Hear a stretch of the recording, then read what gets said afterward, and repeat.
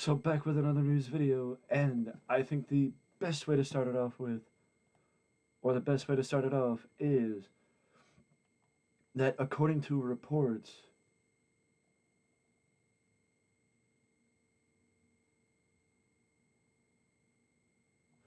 that Mox, in his match against Sammy Guevara last night,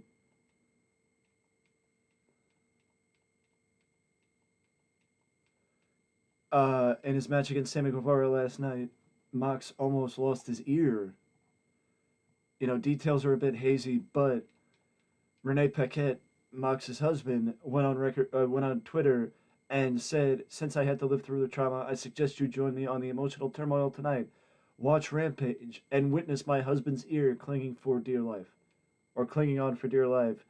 And I honestly didn't even realize the significance of this match, with it being Mox against William Regal,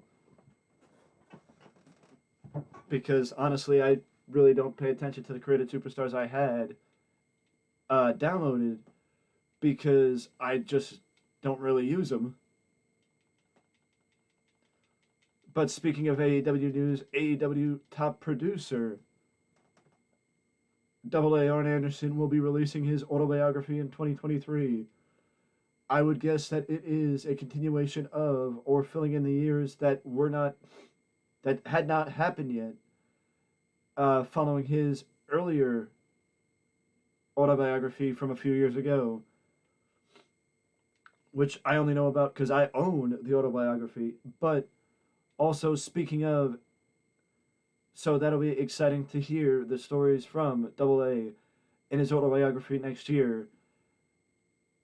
An official release date is, as far as I know, an official release date is not yet announced. But let's see if I can see if I can find more specifics.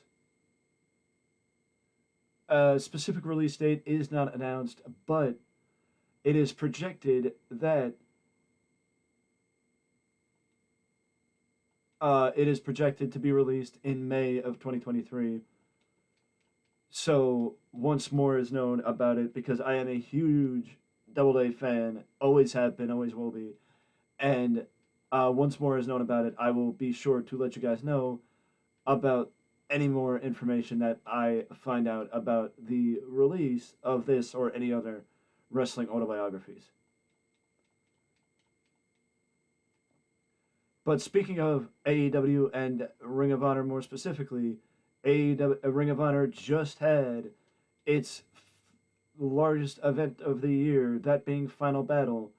And the fact of the matter is, the early numbers for Final Battle are 25,000 buys for the event, which reads as 19,000 streaming buys and 6,400 uh, regular pay per view buys on cable.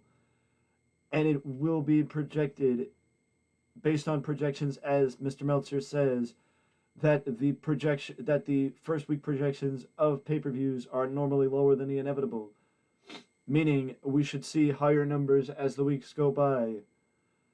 But it is projected to be the largest pay per view turnout for Ring of Honor since they moved under the AEW banner.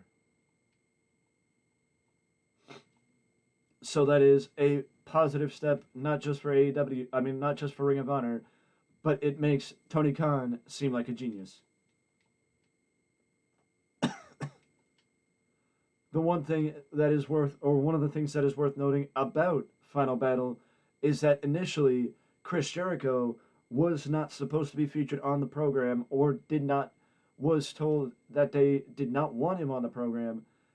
Those who told him were Warner Brothers Discovery executives who did not want somebody like Chris Jericho on a Ring of Honor show because of his status as a top AEW star.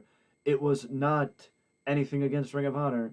It was just because of his status as a top AEW star. There were rumors and rumblings that Jericho could end up losing the title at All Out, or Full Gear rather, in the Fatal 4-Way that it also included That also included Claudio Castagnoli and Brian Danielson, as well as Sammy Guevara. It is interesting to, I mean, from what I understand, had Jericho lost at Full Gear in the Fatal Four Way, it still would have fallen to Claudio. But it would have been interesting to note if Jericho did lose the title, why not drop the title to Brian Danielson to allow for the BCC to have a little bit of a competitive feud going into Ring of Honor's final event, and also allow one of Ring of Honor's founding fathers the opportunity to be world champion again. How is that not rope break? Um, but that's just my philosophy. I think there is very few people in that company. I mean, there are people deserving of another title reign or a title reign, but I think Brian Danielson is one of those people that are deserving of a world title reign. And it is unfortunate that he may not get it because of the size of the roster or creative plans or whatever the case may be. But I do believe that Brian Danielson is deserving of another reign as world champion. And it just so happens that where he would get that reign is in AEW. And also, I just want to say that, just to note, I have not forgotten about the predictions for 2023. I will be doing the predictions for 2023 at some point in the not too distant future for AEW, WWE, Ring of Honor, and New Japan, as well as Impact Wrestling. Uh, Maybe not Impact Wrestling, or maybe Impact Wrestling will not be featured as prominently as WWE or AEW, Ring of Honor, and New Japan. But I will throw in some predictions for Impact Wrestling because it is fitting. Maybe even some for the NWA as well. But that is something that I will be putting together before the end of 2022. Clearly, because you can't post a video like that into, well, you can, but it's, you're playing with fire as far as that's concerned, because you're basically ending it. You'd basically be running out of time to do it in 2023 if you wait until the start of 2023. Um, the fact of the matter is, the last bit of news is news that I've been was hesitating to talk about because it's just news that never goes away. And that news is more news about Sasha Banks and her WWE departure, as her WWE departure was apparently set in stone back in the summertime under the previous regime.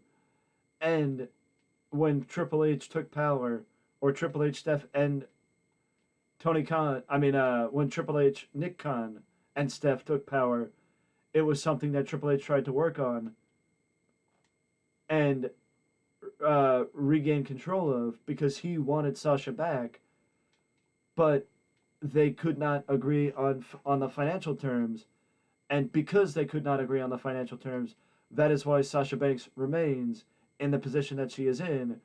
Because as for terms of her release, it was set in stone that she would not be able to do anything wrestling related until the end of 2022, which is the reason why Sasha has not done anything wrestling related since the end.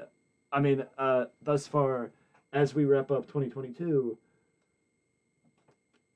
because of the terms of her release from WWE. As far as circumstances are concerned right now, it does appear that Sasha Banks will be debuting at New Japan Wrestle Kingdom because as of 2023, she is a free agent from WWE. WWE is not going to freeze her contract like they've done with stars in the past, including Jeff Hardy, Pac, Rey Mysterio, I do believe.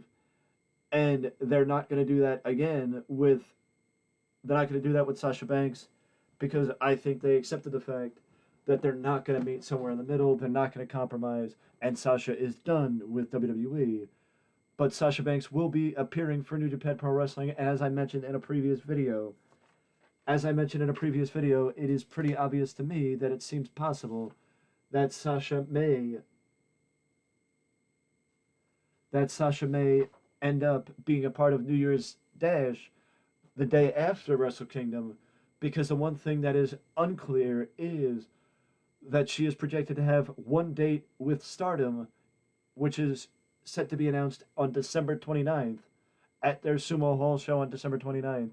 So we're going to find out a bit more information then. So stick with it, and once I know more, you will know more.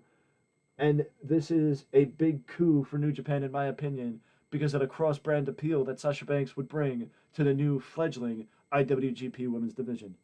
So, once again, once I know more, you will too, and I will feed it to you because that's the point of these videos, and I just got to accept it. Either way, though, I will see you in the next video.